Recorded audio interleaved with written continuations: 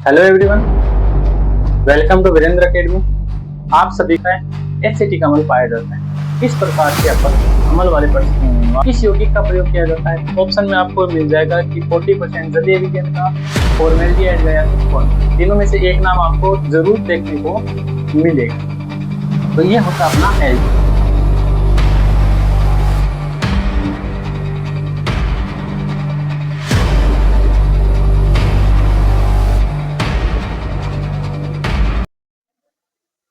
Hello everyone, welcome to Virendra academy. आप सभी का वीरेंद्र अकेडमी के ऑफिशियल चैनल पे हार्दिक स्वागत और अभिनंदन है। जैसा कि आप सभी को विदित है, हमने सीटी 10+2 2026 और राजस्थान पुलिस के लिए एक फाउंडेशन बैच स्टार्ट कर रखा है, जिसके अंदर विज्ञान में आज अपन पढ़ने वाले हैं कार्बनिक यौगिक का पार्ट 2। ठीक है, तो कार्बनिक यौगिक के बारे में अपन पहले पढ़ चुके हैं। वे यौगिक जो कार्बन से मिलकर बने होते हैं। हमने एल्कीन देखा, हमने एल्केन देखा है, हमने एल्काइन देखा।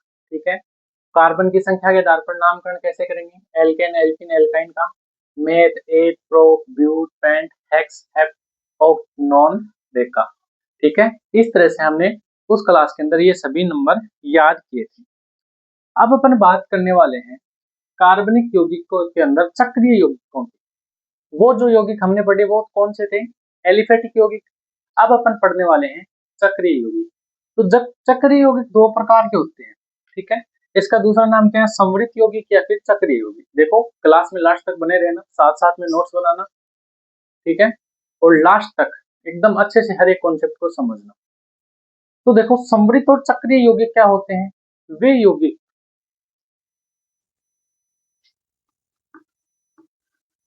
वे यौगिक जिनका प्रथम कार्बन किससे जुड़ा होता है? ऐसे यौगिक जिनमें प्रथम कार्बन है वो अंतिम कार्बन से जुड़ा होता है।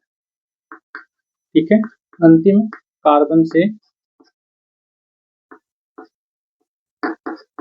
जुड़ा होता है, उसे अपन क्या बोलेंगे? उसे अपन बोलेंगे चक्रीय यौगिक। जिसका जो पहला कार्बन है वो ऐसे चक्कर के रूप में घूम करके अंतिम कार्बन भी उस पहले कार्बन के साथ जुड़ा होता है, उसे अपन बोलते हैं चक्रीय यौगिक। अब समृत या चक्रीय यौगिक दो प्रकार के होते हैं। एक होता है आपका समचक्रीय यौगिक, सम चक्रीय यौगिक। ठीक है, और एक होता है आपका विषम चक्रीय यौगिक। विषम चक्रीय यौगिक। बात करें अपन समचक्रीय यौगिक की, तो समचक्रीय यौगिकों के अंदर क्या पाई जाती है? एक वल्य पाई जाती है। इनमें क्या पाई जाती है? वल्य पाई जाती है। आपने जितने भी कार्बनिक यौगिक देखे होंगे, वल्य वाले है ना, एकदम बंद आकृति वाले, वो सभी किसके अंदर आते हैं? समचक्रीय यौगिकों के अंदर आते हैं, समृत यौगिकों के अंदर आते हैं। इनमें क्या पाई जाती है? वल्य पाई जाती है। और ये दो टाइप के होते हैं। ठीक है, इनमें जो वल्य होते हैं दो प्रकार के होते हैं। एक तो होते हैं एरोमेटिक और एक ये होते हैं एलिसाइक्लिक। क्या होते हैं? एलिसाइक्लिक।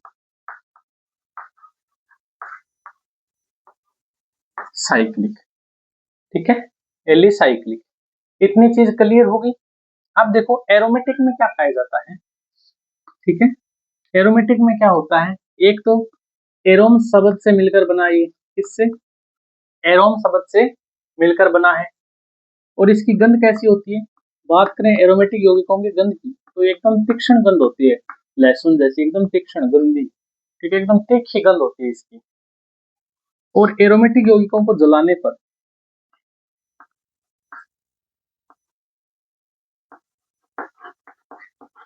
इन यौगिकों को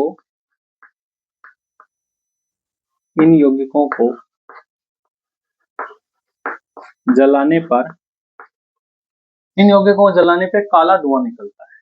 ठीक है, इन यौगिकों को जलाने पे काला धुआं निकलता है।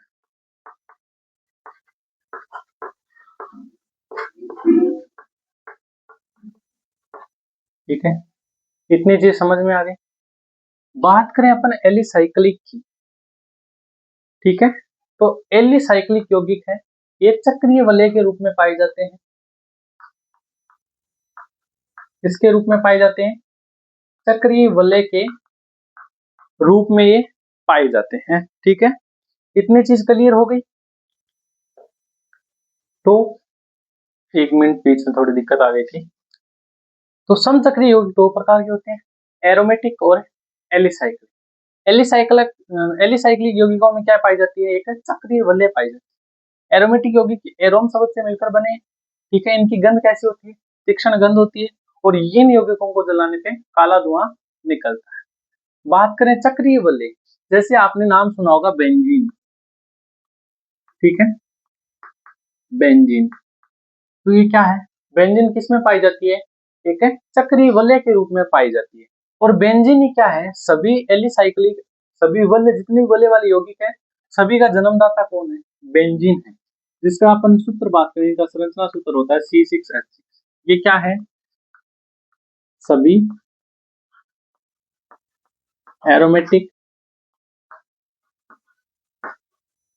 व एलिसाइक्लिक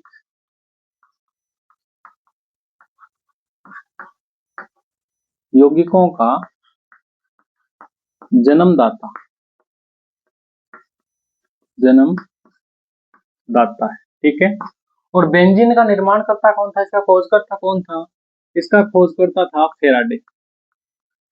ये प्रश्न आता है, बेंजीन का खोजकर्ता, निर्माणकर्ता कौन था? तो बेंजीन का निर्माणकर्ता और खोजकर्ता कौन था? फेराडे। इतनी चीज क्लियर हो गई। और अपन बात करें तो एलिसाइक्लिक यौगिकों के अंदर एलिफेटिक यौगिकों के गुण पाए जाते हैं। क्या पाए जाते हैं?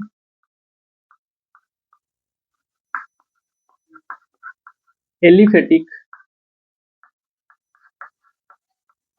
यौगिक के गुण पाए जाते हैं,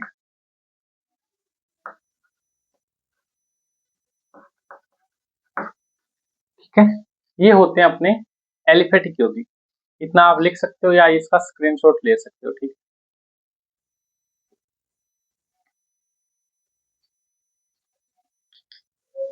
इतनी चीज आपने लिख ली, अच्छे से समझ में आ गई। ये तो है अपने समचक्रीय यौगिक। बात करें विषम चक्रीय यौगिक की, तो विषम चक्रीय यौगिक कौन से होते हैं? वे यौगिक जिनमें कार्बन वलय के साथ साथ उनमें कोई अदर यौगिक, देखो समचक्रीय में तो सिर्फ और सिर्फ क्या पाए जाते हैं? कार्बन परमाणु पाए जाते हैं, और कार्बन परमाणु की संयोजकता हाइड्रोजन वगैरह से पूर्ण होती है, ठीक है। लेकिन विषम चक्रीय यौगिकों में कार्बन के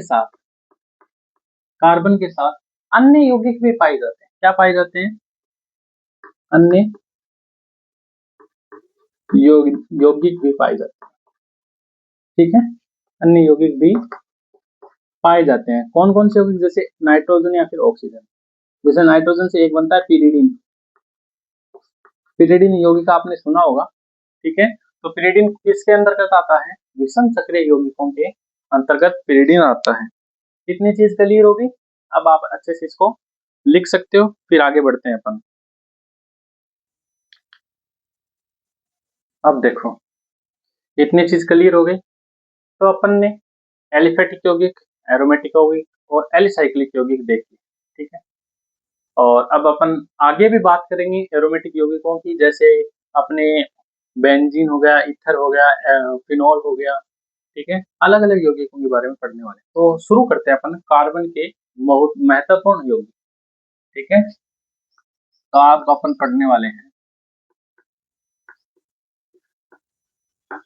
कार्बन के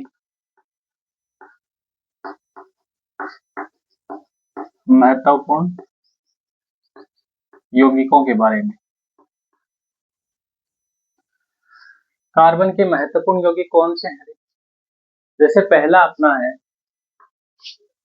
CFC, यानी कि क्लोरोफ्लोरोकार्बन। क्लोरोफ्लोरोकार्बन,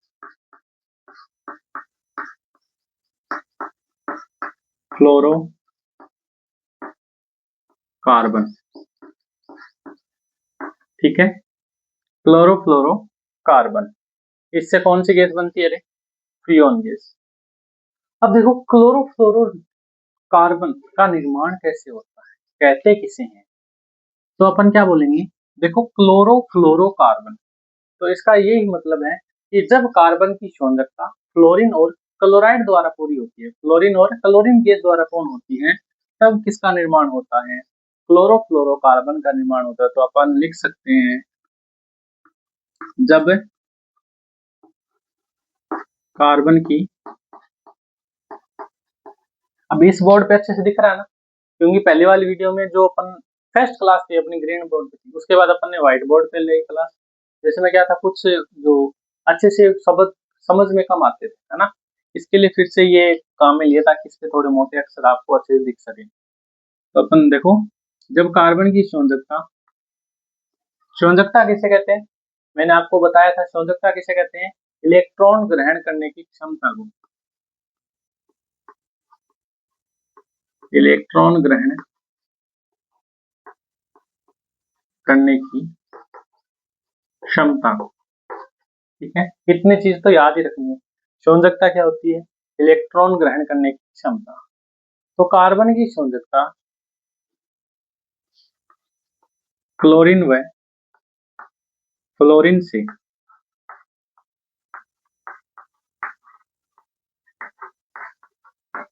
पूर्ण होती है, पूर्ण होती है, तब क्या बोलेंगे अपन, तब क्लोरोफ्लोरो कार्बन का निर्माण होता है।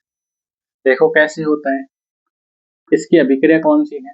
जब हाइड्रोजन फ्लोराइड की अभिक्रिया क्लोरोफॉर्म के साथ करवाई जाती है, आपने नाम सुना होगा क्लोरोफॉर्म, क्लोरोफॉर्म अपन पहले पढ़ चुके हैं।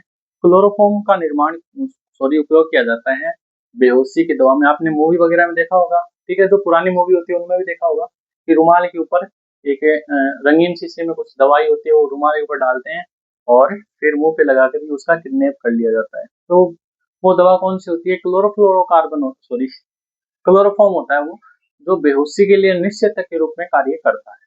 ठीक है, अब देखो, जब अपन हाइड्रोजन फ्लोराइड की अभिक्रिया उस क्लोरोफॉर्म के साथ करवाते हैं CHCl3, ठीक है, ये किसका सूत्र है? क्लोरोफॉर्म का। इसके साथ अभिक्रिया करवाते हैं तो हाइड्रोजन गैस क्या हो जाती है? बाहर निकल जाती है। हाइड्रोजन गैस बाहर निकल जाती है और फिर कार्बन की संयोजकता कौन कौन कौन पूर्ण करता है? क्लोरीन पूर्ण करता है। ये क्या बन गया अपना? CFCl। अब यहाँ पे देखो अलग अलग इसके यौगिक हैं, अलग अलग इसके क्या है, यौगिक है। ये क्या है, इसी से क्या होता है, किसका निर्माण होता है? फ्रियोन गैस का निर्माण होता है। ठीक है, अब इसके यौगिक बहुत सारे, जिनमें कई बार क्लोरीन की संख्या 2, फ्लोरीन है, यहाँ पे फ्लोरीन की संख्या 2 और क्लोरीन की 2 हो जाती है। ठीक है, क्लोरीन की 1 तो फ्लोरीन की 3। तो इन यौगिकों का अलग अलग नामकरण किया जाता है। ठीक है, जिसको बोलते हैं क्लोरोफॉर्म का नामकरण। ठीक है, इसमें क्या लगाया जाता है? जिनमें लगाया जाता है आपका, एक सेकेंड,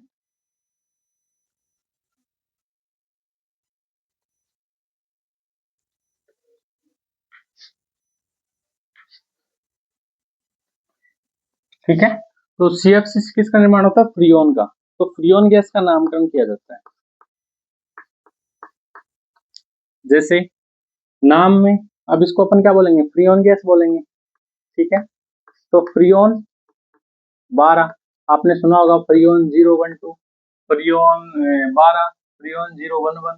ठीक है, इस तरह से फ्रियोन का प्रयोग किया जाता है। तो फ्रियोन के आगे XYZ एक 3 अंकों का नंबर होता है, जिनमें X को किस में डिनोट करेंगे अपन? कार्बन की संख्या से, कार्बन की संख्या।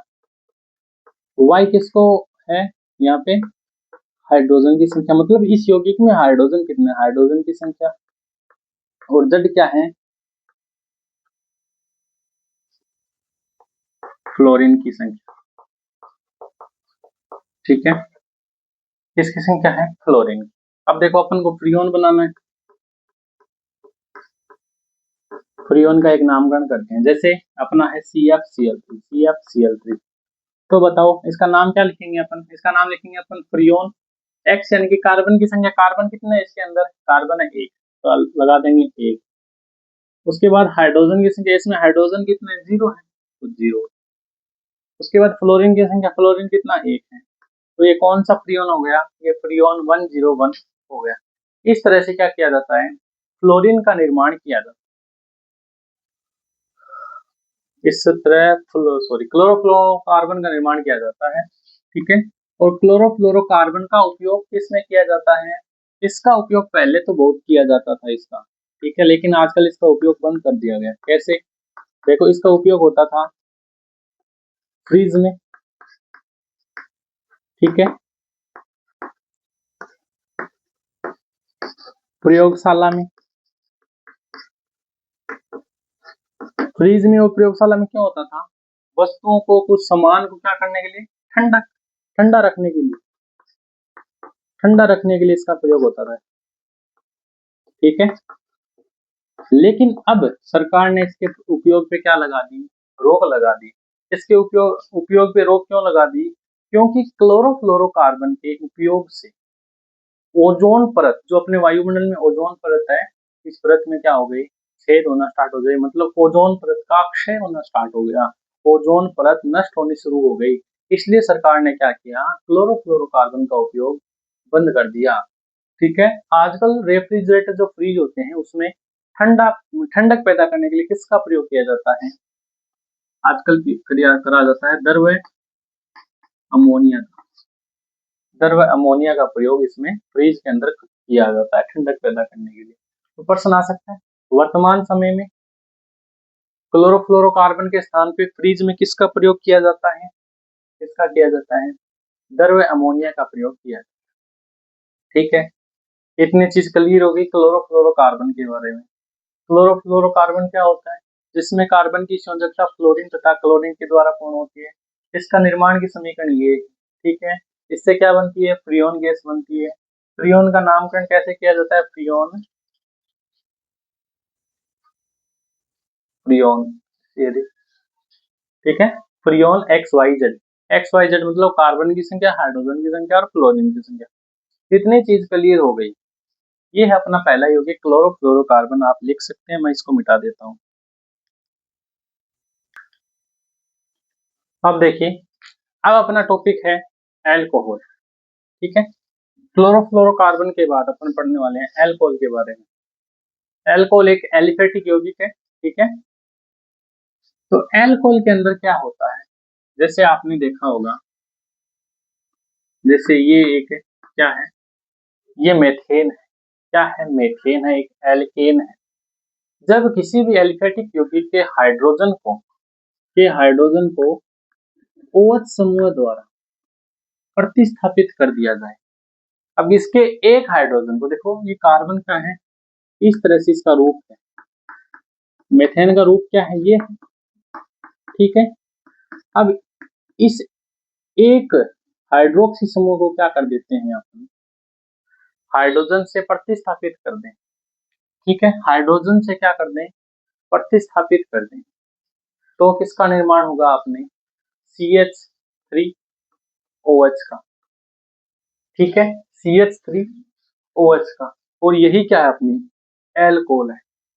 जब किसी यौगिक के हाइड्रोजन परमाणु को हाइड्रोक्सी समूह है, ठीक है, इसका नाम क्या है,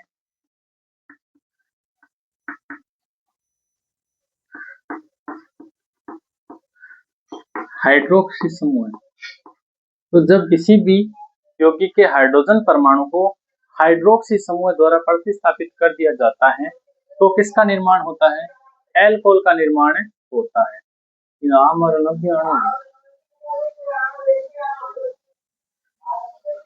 ठीक है, तो हाइड्रोक्सी समूह द्वारा प्रतिस्थापित कर दिया जाता है, तो किसका निर्माण होता है, एल्कोहल का निर्माण होता है। जैसे यहाँ पे हमने ये यौगिक लिया, कोई भी यौगिक हो, ठीक है, जैसे अब इसका नाम क्या दे देंगे अपन, ये मेथेन से बना है, तो इसका नाम क्या हो जाएगा, मेथेनॉल। इसमें उपलगन क्या लगता है, लास्ट में ओल लगता है। जैसे ये मेथेन है, तो मेथेन के आगे ओल लगा दोगे तो मेथेनॉल हो जाएगा ये, ठीक है, मेथेनॉल हो जाएगा। यदि ये यौगिक है CH3CH2OH, तो इसमें 2 कार्बन है, तो ये क्या हो जाएगा अपना एथेनॉल हो जाएगा, ठीक है। बात करें अपन मेथेनॉल की, तो मेथेनॉल से भी प्रश्न आते हैं। बात करें अपन मेथेनॉल की, तो मेथेनॉल का सूत्र क्या होता है? CH3OH। ये किसका सूत्र है? मेथेनॉल का। मेथेनॉल का दूसरा नाम क्या है? मेथेनॉल का दूसरा नाम है कास्ट स्प्रिट। कास्ट स्प्रिट, ठीक है, ये मेथेनॉल का दूसरा नाम है। इतनी चीज क्लियर हो गई। अब बात करें मेथेनॉल। मेथेनॉल को एक जहरीली शराब के रूप में भी जाना जाता है। मेथेनॉल को जहरीली शराब के रूप में जाना जाता है, ठीक है। इसको जहरीली शराब क्यों बोलते हैं? मेथेनॉल भी एल्कोहल है, एथेनॉल भी एल्कोहल है, ठीक है। जिनमें हाइड्रोक्सी समूह है लगा होता है वो सभी क्या होते हैं? एल्कोहल होते हैं। लेकिन सभी एल्कोहल अलग अलग प्रकार के होते हैं। जैसे अपन नहीं, मतलब समाज में जो पी जाती है, जिसको अपन शराब बोलते हैं, जो शराब होती है उसमें क्या होता है? उन सभी में एथेनॉल का प्रयोग होता है। इसका एथेनॉल। वैसे ही मेथेनॉल को जहरीली शराब बोला जाता है। क्यों बोला जाता है? यदि मेथेनॉल का सेवन यदि मेथेनॉल का सेवन थोड़ा सा भी कर लें, ठीक है, थोड़ा सेवन, थोड़ी सी भी मेथेनॉल को अपन पी लें तो व्यक्ति अंधा हो जाता है। व्यक्ति क्या हो जाता है? अंधा हो जाता है। पर्सन भी आ चुका है कि ऐसी कौन से एल्कोहल है जिसका थोड़ा सेवन, कम सेवन करने पर व्यक्ति अंधा हो सकता है? मेथेनॉल है। मेथेनॉल का अन्य नाम कास्ट स्प्रिट, या ऐसे आ सकता है। मेथेनॉल किस नाम से जाना जाता है? कास्ट स्प्रिट, या जहरीली शराब के नाम से जाना जाता है। कास्ट स्प्रिट का दूसरा नाम क्या है? मेथेनॉल है। तो पर्सन कैसे भी बना सकते हैं, ठीक है। यदि अपन इसका अधिक सेवन कर ले तो अब देखो कि यदि अपन मेथेनॉल का थोड़ा सेवन करते हैं तो व्यक्ति अंधा हो जाता है, लेकिन इसका अधिक सेवन कर दे तो क्या हो जाएगा? व्यक्ति की मृत्यु हो जाएगी, ठीक है।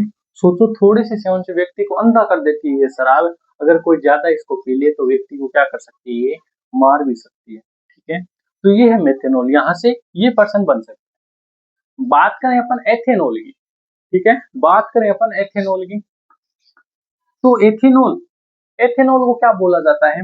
एथेनॉल को बोला जाता है पीने योग्य शराब।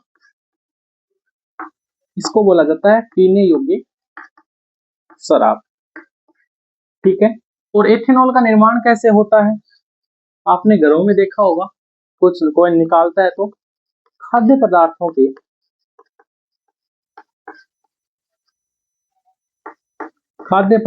के किण्वन द्वारा, ठीक है, खाद्य पदार्थों के किण्वन द्वारा एल्कोहल का निर्माण किया जाता है, ठीक है। तो खाद्य पदार्थों के किण्वन द्वारा एथेनॉल का निर्माण किया जाता है। इतने चीज समझ में आ गई, ठीक है। इसकी दो विधि है, एक तो है आसवन विधि, ठीक है, यानी कि एथेनॉल एक तो होती है आसवन युक्त और एक होती है बिना आसवन की। बिना आसवन की, आसवन युक्त कौन सी होती है?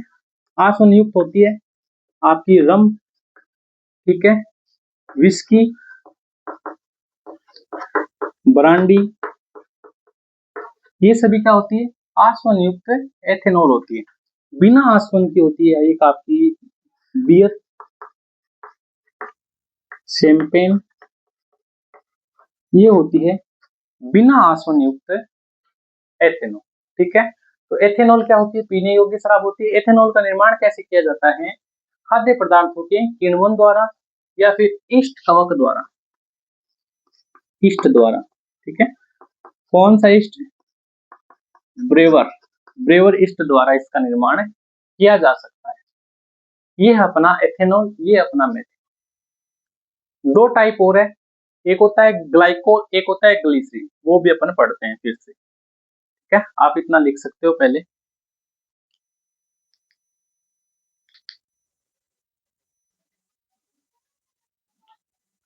ठीक है। अब एल्कोहल के अंदर अपन देखते हैं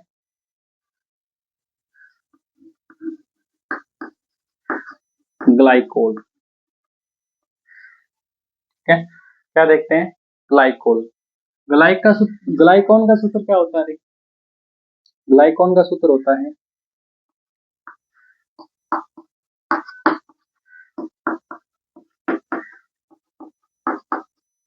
ठीक है, ये क्या होता है? ग्लाइकॉन का सूत्र होता है CH2OH CH2OH। इसका नाम क्या है? इसका नाम है ethane 1,2 diol. Ethane 1,2 diol. Ethane 1,2 diol glycol का नाम। ठीक है, और ग्लाइकोल के बारे में लिखें तो ग्लाइकोल क्या होता है? ग्लाइकोल एक मीठा गाढ़ा द्रव्य। क्या होता है? मीठा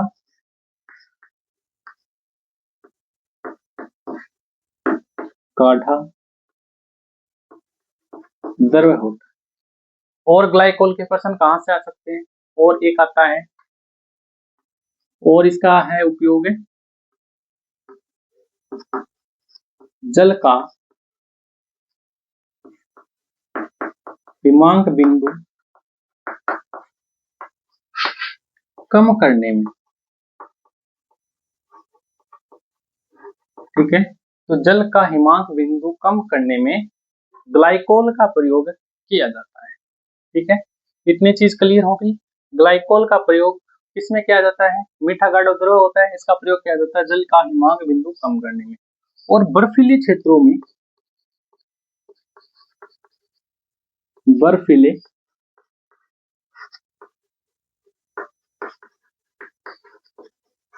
क्षेत्रों में गाड़ियों के रेडिएटर में, गाड़ियों के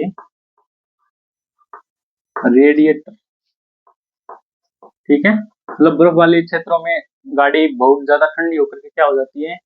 बहुत ज्यादा ठंडी होकर के बंद पड़ जाती है, स्टार्ट नहीं होती। तो बर्फीले क्षेत्रों में रेडिएटर के अंदर क्या डाला जाता है? ग्लाइकोल डाला जाता है। ठीक है, तो ये पर्सन तो बहुत बार आ चुके हैं, बहुत इंपॉर्टेंट पर्सन।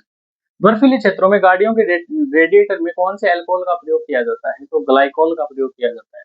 ग्लाइकोल का सूत्र क्या होता है? ये होता है, ग्लाइकोल का रासायनिक नाम क्या होता है? Ethane 1,2 diol. Ethane 1,2 diol. ठीक है, ये आ सकता है। या फिर ग्लाइकोल से क्या बनता है?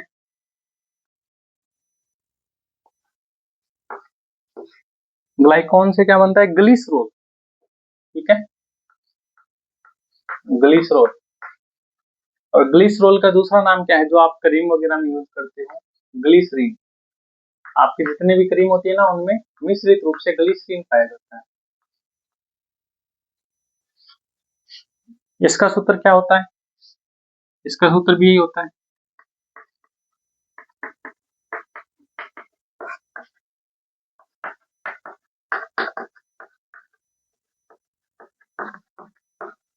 ठीक है, ये होता है ग्लिसरॉल। ग्लिसरॉल का प्रयोग किसमें किया जाता है? ब्यूटी प्रोडक्ट बनाने में। ठीक है,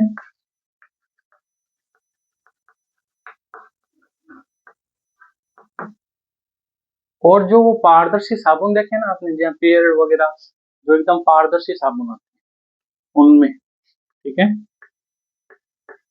या फिर साबुन को चिकना व पारदर्शी बनाने में, चिकना व पारदर्शी बनाने में किसका प्रयोग किया जाता है? ग्लिसरॉल का प्रयोग किया जाता है। तो ग्लिसरॉल का एक इंपॉर्टेंट पर्सन बनता है कि हमारे मानव रक्त के अंदर प्राकृतिक रूप से क्या पाया जाता है? ग्लिसरॉल पाया जाता है। ठीक है, मानव रक्त में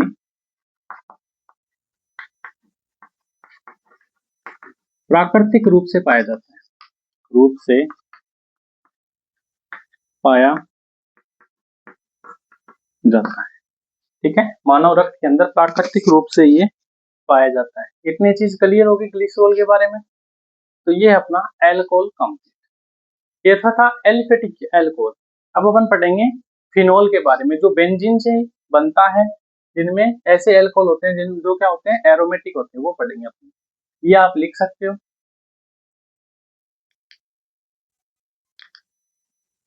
अब देखो, एल्कोहल हो गया कंप्लीट। अब अपन पढ़ने वाले हैं फिनोल के बारे में।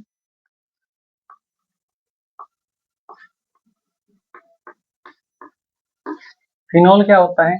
जब अपन एरोमेटिक एल्कोहल के हाइड्रोजन को हाइड्रोक्सी समूह द्वारा, सॉरी, एरोमेटिक यौगिक को हाइड्रोक्सी समूह के द्वारा प्रतिस्थापित कर दें तो अपना फिनोल बनता है। जैसे मान लो कि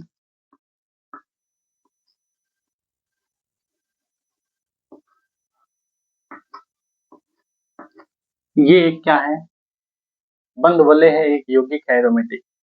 आपको पता है कि हर एक बंद कोने पे क्या होता है, हर एक कोने पे कार्बन पाया जाता है। हर एक कार्बन के साथ एक हाइड्रोजन होता है, लेकिन वो दिखाई नहीं देता क्योंकि इसकी संरचना कुछ इस प्रकार से होती है।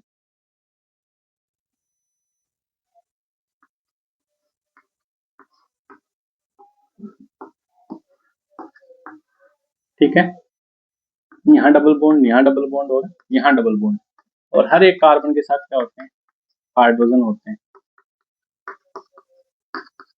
एक हाइड्रोजन होता है, लेकिन हमें ये दिखाई नहीं देते। इसकी आकृति कुछ इस प्रकार से होती है। जब अपन फिनोल के अंदर इस एक या कोई भी एक कार्बन से हाइड्रोजन समूह को क्या कर दें, प्रतिस्थापित कर दें और क्या लगा दें, हाइड्रोक्सी समूह OH लगा दें। ठीक है, ये इस पे आक्रमण करेगा और हाइड्रोजन और कार्बन के मध्य के बंध को तोड़ करके हाइड्रोजन को मुक्त मूलक के रूप में प्रतिस्थापित कर देगा, बाहर निकाल देगा और खुद क्या बना लेगा,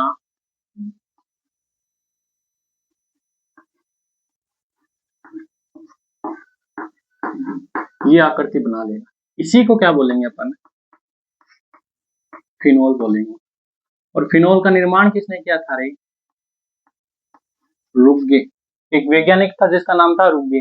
रुग्गे ने फिनोल का निर्माण सर्वप्रथम किया था। और बात करें अपन फिनोल के उपयोग की, तो फिनोल का उपयोग किया जाता है एक तो विस्फोटक बनाने में, ठीक है, विस्फोटक बनाने में, या फिर कृत्रिम सूचक बनाने में, या फिर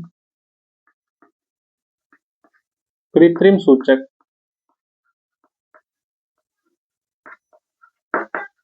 बनाने में। कृत्रिम सूचक नाम आपने सुना होगा। अपन ने अम्ल और क्षारक वाले चैप्टर के अंदर प्राकृतिक कृत्रिम सूचकों के बारे में पढ़ा है। सूचक क्या होते हैं?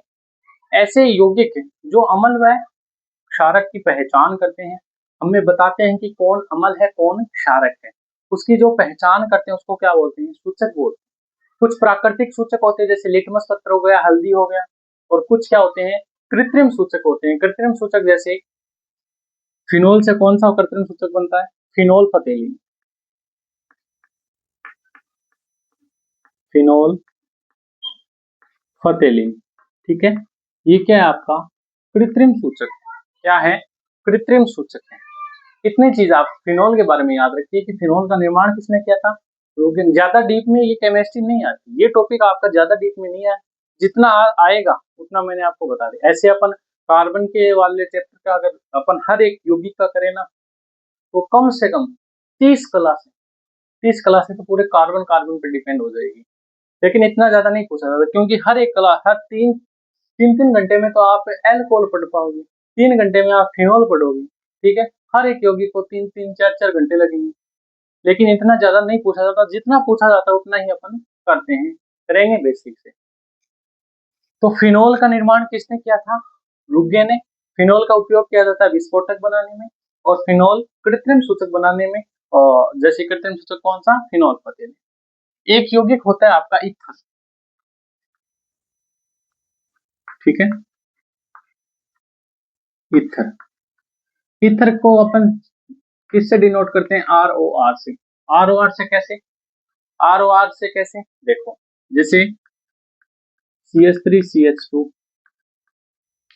ठीक है, OH प्लस OH CH2CH, दो एल्कोहल है, दो क्या है, एल्कोहल है। दोनों एल्कोहल आपस में क्रिया करके किसका निर्माण कर लेंगे, ईथर का निर्माण कर लेंगे। कैसे, देखो अपन इसको ऐसे भी लिख सकते हैं, किस साइड लिख दो इधर लिख दो, लेकिन मैं समझाने के लिए यहाँ पे लिखा है। जब दो एल्कोहल की अभिक्रिया अपन करवाते हैं तो देखो जो ये है OH समूह है और हाइड्रोजन, ये किसका निर्माण करते हैं, देखो H2O का, यानी कि ये जल का निर्माण कर लेते हैं। ठीक है, बाकी जो यौगिक बचा है उसको आपस में जोड़ दो, CH3 CH2O, यहाँ पे सिर्फ O बचा है, O बचा है, इधर भी ये है CH2 CH, ठीक है, और क्या निकल गया अपना, जल निकल गया। इधर आ रहा है क्या कैमरे में,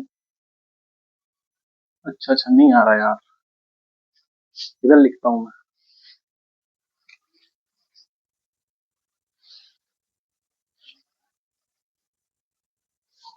देखो ईथर का कुछ इस प्रकार से होता है,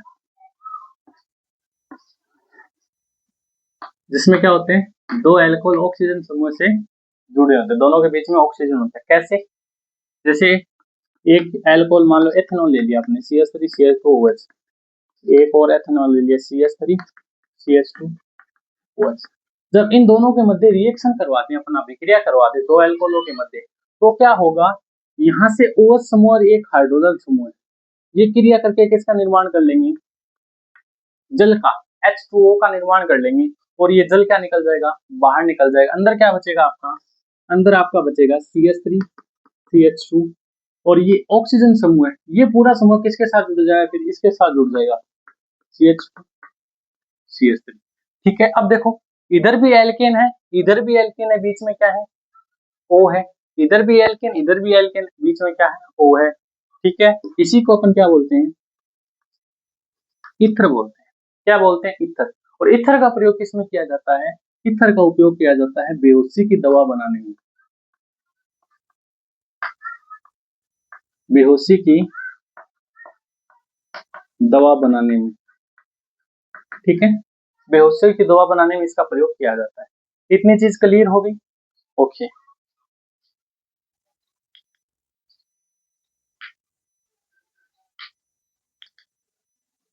अब देखो, अब अपन देखेंगे एल्डिहाइड कीटोन और कार्बोक्सिलिक अम्ल के बारे में।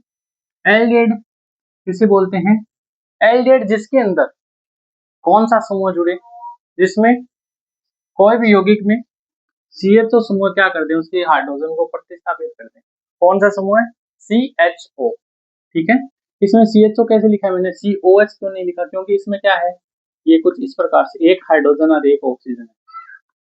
ठीक है, ये समूह क्या कर दे, प्रतिस्थापित कर दे किसी भी यौगिक को, तो उसे अपन क्या बोलेंगे, एल्डिहाइड बोलेंगे। जैसे मान लो कि मेथेन है, क्या है, मेथेन है,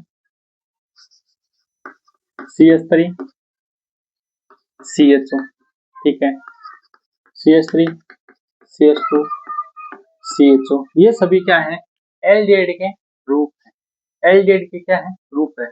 इसे बोलेंगे अपन एसिटाल्डिहाइड। ठीक है, ये प्रोपेनॉल्डिहाइड, और एक होता है फॉर्मेल्डिहाइड, जिसे मेथेनॉल्डिहाइड भी बोलते हैं, तो इसमें सिर्फ एक ही कार्बन होता है, तो इसमें क्या होता है, सिर्फ एक ही कार्बन होता है, इसको क्या बोलेंगे, फॉर्मेल्डिहाइड। और फॉर्मेल्डिहाइड का प्रश्न एक बनता ही, आपको पहले भी बता चुका हूँ, फॉर्मेल्डिहाइड की 40% जलीय विलयन को क्या कहा जाता है, फॉर्मेल्डिहाइड के 40% जलीय विलयन को क्या कहा जाता है, फॉर्मेलिन। ठीक है, क्या कहा जाता है, फॉर्मेलिन। और फॉर्मेलिन का प्रयोग किसमें किया जाता है, जलीय जंतु के परीक्षण में, जलीय जंतुओं के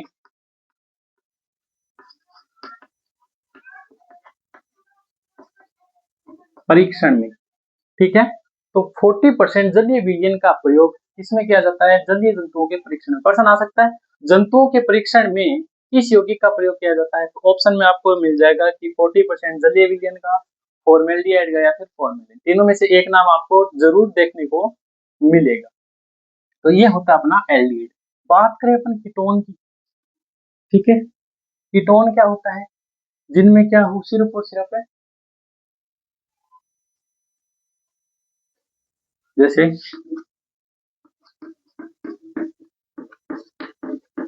जिसमें सिर्फ और सिर्फ क्या हो, ऑक्सी समूह हो, ठीक है, यानी कि ये सिर्फ और सिर्फ ऑक्सीजन जुड़ा हो, सिर्फ और सिर्फ क्या जुड़ा हो, ऑक्सीजन जुड़ा हो, सिर्फ और सिर्फ, वैसे नहीं, वैसे तो हाइड्रोजन है लेकिन साथ में क्या हो, ऑक्सीजन। जैसे इसमें क्या था, CHO था, एल्कोहल में क्या था, OH था, लेकिन इसमें क्या है, सिर्फ और सिर्फ अकेला, अकेला क्या है, O है, ठीक है। और इसका निर्माण भी किससे होता है, एल्कोहल के से इसका निर्माण होता है। कैसे, हाइड्रोजन को भी वो बाहर निकाल देगा, जो मुक्त मूलक हाइड्रोजन निकलना है ना, उसके साथ वो हाइड्रोजन क्रिया करके हाइड्रोजन गैस के रूप में मुक्त हो जाएगा, और ऑक्सीजन कार्बन के साथ क्या बना लेगा, द्विबंध बना लेगा, क्योंकि कार्बन की संयोजकता 4 होती है और ऑक्सीजन की संयोजकता 2 होती है, और ऑक्सीजन अकेला तो रह नहीं पाएगा, तो 2 बंध बना लेगा, ठीक है। तो इसको क्या बोलेंगे अपन, कीटोन बोलेंगे। और कीटोन का प्रयोग किसमें किया जाता है, आपने देखा होगा नेल पेंट रिमूवर आता है, ठीक है, लेडीज वगैरह ज्यादा यूज करती है, नेल पॉलिश को हटाने वाला एक रिमूवर आता है, उसके प्रयोग, उसके लिए इसका प्रयोग किया जाता है, ठीक है।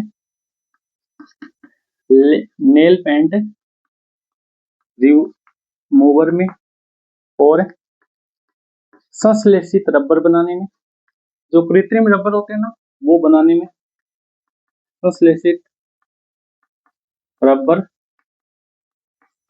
बनाने में, ठीक है। और इसका प्रयोग किया जाता है दवाओं के निर्माण में, दवाइयों के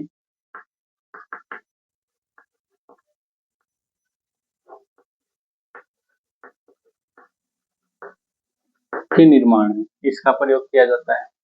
इतनी चीज क्लियर होगी, ये होता है कीटोन।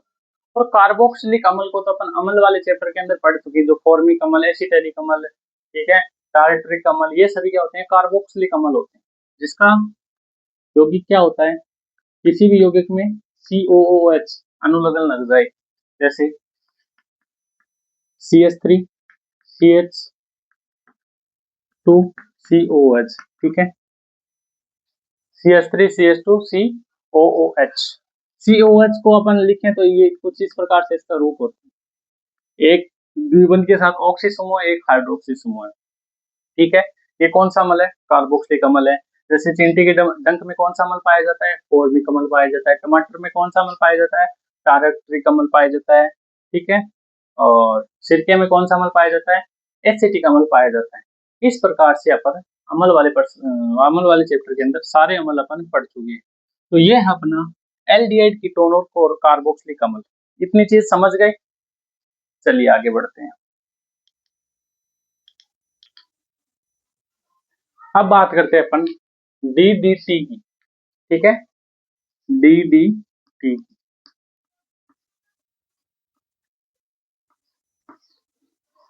DDT का पूरा नाम अक्सर आपसे एग्जाम के अंदर पूछा जाता है, तो DDT का पूरा नाम क्या होता है, इसका पूरा नाम होता है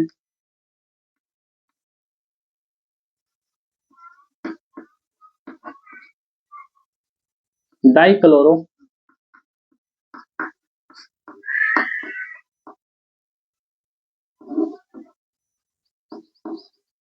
डाइफेनिल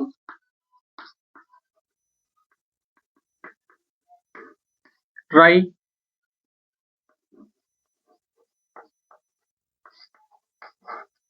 क्लोरो एथीन, ठीक है, dichloro diphenyl trichloro ethene, DDT का पूरा नाम होता है।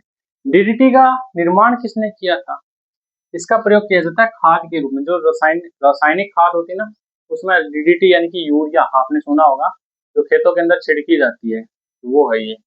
DDT का निर्माण किसने किया था, इसका निर्माण किया था 1939 में पॉल मुल्लर ने, पॉल मुल्लर ने। और इस काम के लिए पॉल मुल्लर को 1948 में कौन सा पुरस्कार मिला, नोबेल पुरस्कार,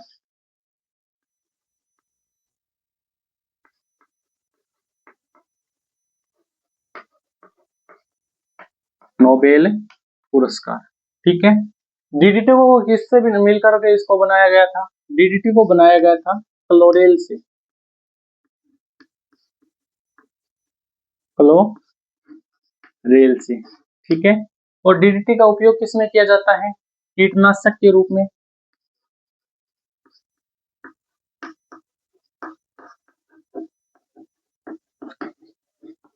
ठीक है।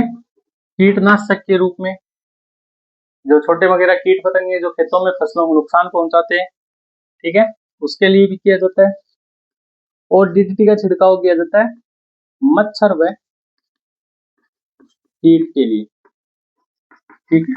घरों में भी डीडीटी का छिड़काव किया जाता है, ठीक है, जिसको प्रेस कंट्रोल बोलते हैं शहरों में। तो प्रेस कंट्रोल में भी डीडीटी का प्रयोग होता है। जो मच्छर वगैरह होते हैं, चूहे वगैरह होते हैं ज्यादा, उनके लिए डीडीटी का प्रयोग किया जाता है। इतने चीज समझ गए। एक आपका यौगिक होता है पायरीन, पहले भी ये नाम सुन चुके हो आप। पायरीन क्या होता है? CCl4। पायरीन का सूत्र क्या है? CCl4। CCl4 मतलब carbon tetra chloride. Carbon tetra chloride, ठीक है। और पायरीन का उपयोग हमने क्या पढ़ा था? पायरीन का उपयोग किसमें किया जाता है? बिजली द्वारा लगी हुई आग को बुझाने में पायरीन का प्रयोग किया जाता है। इतने चीज समझ गए। एक आपका यौगिक होता है MIC गैस, ठीक है। MIC गैस, इसका पूरा नाम क्या है? मिथाइल आइसोसाइनाइड, ठीक है। MIC गैस कौन सी होती है? आपने नाम सुना होगा भोपाल त्रासदी गैस, प्रश्न आ चुका है। भोपाल त्रासदी गैस किस नाम से जाना जाता है? मतलब एक फैक्ट्री थी गैस वगैरह की, जहां से MIC गैस लीक होने की वजह से उस पूरे एरिया के 20 किलोमीटर के क्षेत्र में पूरी भूमि तो क्या हो गई? बंजर हो गई। तो वहां के सभी लोग क्या गए? मरने लगे, ठीक है, उनकी चपेट में आने लगी। इसलिए इसको क्या बोला जाता है? भोपाल त्रासदी गैस,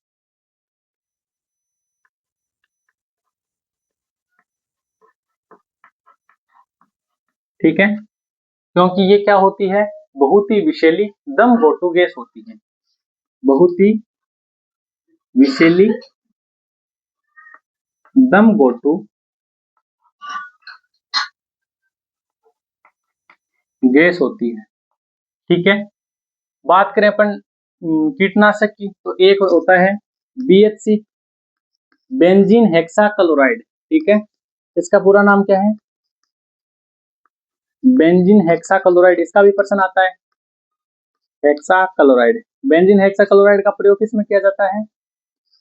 कीटनाशक के रूप में, ठीक है। कीटनाशक के रूप में BHC का प्रयोग किया जाता है। एक होता है हास्य गैस, N2O, हास्य गैस, जिसकी चपेट में आने से अपने आप हंसी निकलने लगती है, इसे बोलते हैं हास्य गैस, ठीक है। तो ये सभी यौगिक थे अपने कार्बन से। तो कार्बन से रिलेटेड सभी यौगिक और उनके प्रश्न हमने पढ़ लिए हैं कि किस टाइप के प्रश्न उन यौगिकों से पूछे जाते हैं। अगर कोई भी डाउट है तो आप हमें कमेंट बॉक्स में लिखिए। कल अपन बहुलक वाला चैप्टर करने वाले हैं। अगर आपको क्लास पसंद आई हो और कंप्लीट आपको कॉन्सेप्ट समझ में आ गया तो वीडियो को लाइक करना और चैनल को सब्सक्राइब जरूर करना। चैनल के साथ जुड़ जाइए, आपका ही फायदा है। मिलते हैं नेक्स्ट वीडियो में। धन्यवाद। रीजनिंग की क्लास भी 5 बजे आने वाली है। उस क्लास में आज अच्छा रिस्पॉन्स आप होना चाहिए, क्योंकि आज अपन गढ़ी वाला चैप्टर उसमें पढ़ने वाले हैं, ठीक है।